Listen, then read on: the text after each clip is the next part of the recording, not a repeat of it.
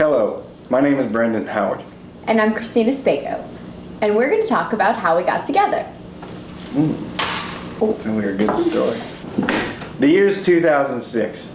I have a bunch of friends of mine. They're bringing me over to try out for a new cheerleading team. And I'm warming up, I'm stretching, and I'm kicking, and I'm stretching. And as I walk over, this young, sporty, awesome woman walks in behind them, and I kind of like stopped walking and forgot what I was doing. I thought in my head, I was like, dude, I would 100% guaranteed totally marry that woman. Not really. Not really. So as the night went on, I finally worked up the courage to walk up to her, and I was like, hey, my name's Brandon. And she said, nice to meet you, I'm Christina. And that was the extent of our conversation. But we both made the team, so I knew I had another shot. So we moved on. We were hanging out in Brandon's apartment behind Celebration Station a lot. And we were there one night, and of course we were all drinking, and we were playing games. I think we ended up doing some handstands, and it got kind of out of control. Yeah. And so Nicole all of a sudden was like, hey, we should play Spin the Bottle. Brandon chimes in. He's like, I've never played Spin the Bottle before, so we should totally do it. True fact, I never played it before that moment. I never did. But I was really excited to play it with. And a few turns go by, and Brandon spins, and it lands on me. And I was like, it's really embarrassed. So he leans over to kiss me, and that was our very first kiss.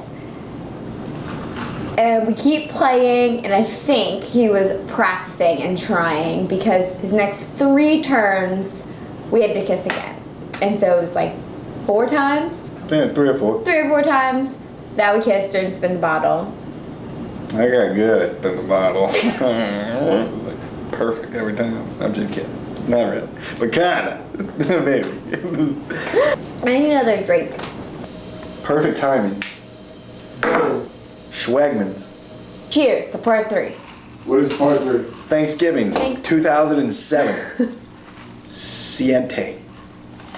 I came back home for Thanksgiving break, and Brandon and I hung out every chance we got, and Brandon was just like, I really just hate what I'm doing. I'm not doing anything. So I was like, well, why don't you just come move to Virginia? Me and Bam packed up everything we had. Everything we had into my little black truck, and we drove up to VA. We both got really sick. Anywho.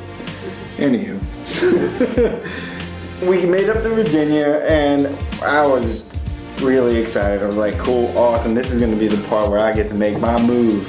She worked at a cheerleading gym, and she went to school, and she was just so busy all the time. It was just a really drastic move I made. I missed home so much.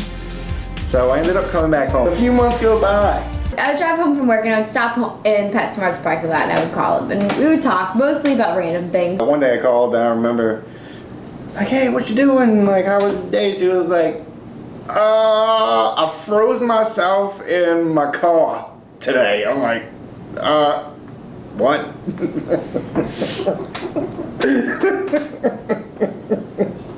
A couple years went by. We started hanging out a lot, but he was dating Holly. Not my sister. Not his sister. And so I went home, and I was all like, not happy. My mom kind of sat down by me, and she was like, so what's the deal? Why are you making Brandon cupcakes? What's going on? What's the deal with you and Brandon? And it's like, Mom, there's no deal with Brandon. He's totally dating Holly. And plus, he told me anyway that he only likes tall, athletic blondes. There's nothing to talk about. There's just nothing. She was like, I totally don't believe you, but okay. I said that I like tall athletic blondes because of my girlfriend at the time. So I'm just letting that be like, what is that called? A disclaimer. Summer came to an end, and I moved back again to Virginia for the next school year. Now it's 2010, November, again. Thanksgiving. So my drummer from the riot, Panama said, "Hey man, I'm playing this show, you know, at the Metro, and I got all these VIP tickets. You want some?" And I'm like, "I want some." I called Christina and I said, "Let's go to the Metro and listen to Panama. He's gonna play the drums. He's gonna be awesome." And we went. Oh.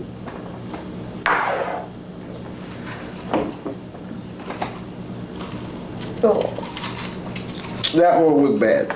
Alright, I'm dropping $150 on champagne and vodka. Who's in? Like it, you know? Sorry, I wasn't supposed to say it. We spent a good amount of time in the VIP section, and Panama finishes his playing, and I was just like, "Hey, don't worry about it. I got you. I'm gonna give you a ride home. Don't worry about it." She was coming home with this guy. This is who she was coming home with. F***ing dumb shit. God, I cannot stop cursing that much. It's so hard. I don't even think about it. It was totally hot, and it wasn't Thanksgiving of 2011. So she always came over to where I was hanging out, which was Canal. She was like, "Hey, I'm coming over." I'm like, "Cool, perfect." En route to Canal, I was talking to her, and of course I was drunk as sorry, I don't mean to count. I don't mean to not curse. So I'm driving home, and In 2011. I was like, "Oh man, you know, like I'm totally serious about being in a relationship, but there's one thing I do know, and I totally love you." And she didn't say anything after that. We got to Canal. We sat on the couch, and we just talked. I remember there was one point where she looked at me in my eyes and she said, "I'm pretty sure I love you too."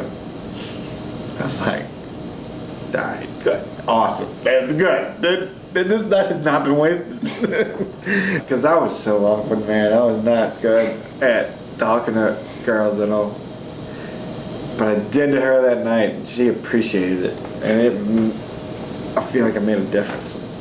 But it was the end of the summer, and I had to go back to Virginia again. So, and I was gone again, but I would always call, and we would FaceTime when I got home from work, and I'd lay down and we would FaceTime, and we would talk a whole lot, and missed home, and I missed him, and I missed my family, and I missed everything. So one night I called him, and I really got upset. I was crying. I was like, "I can't do it anymore. I don't want to be here anymore. Can you please just come get me?" She's like, "I really miss you. I really miss my family. I want to be home." And she texted me her dad's number, and she was like, "I think he's coming to get me. You want to come get me too?" And I'm like, "All right."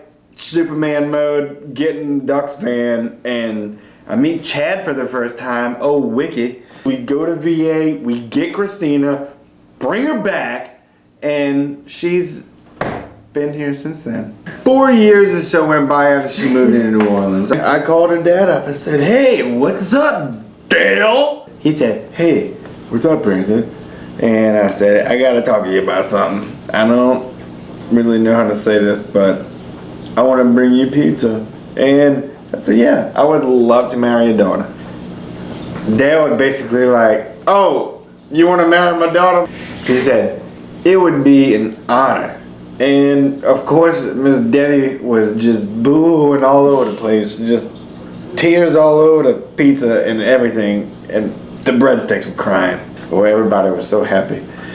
And he said, "Yes, as you know, I've proposed since, and now we're getting married." She stayed here, and we have been together ever since. Super happy.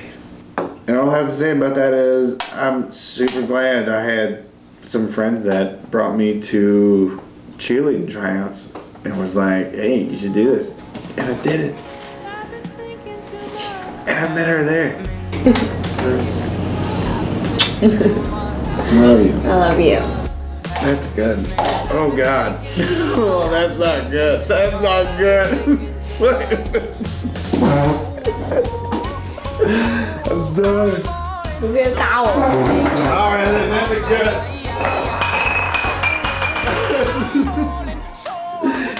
Oh no!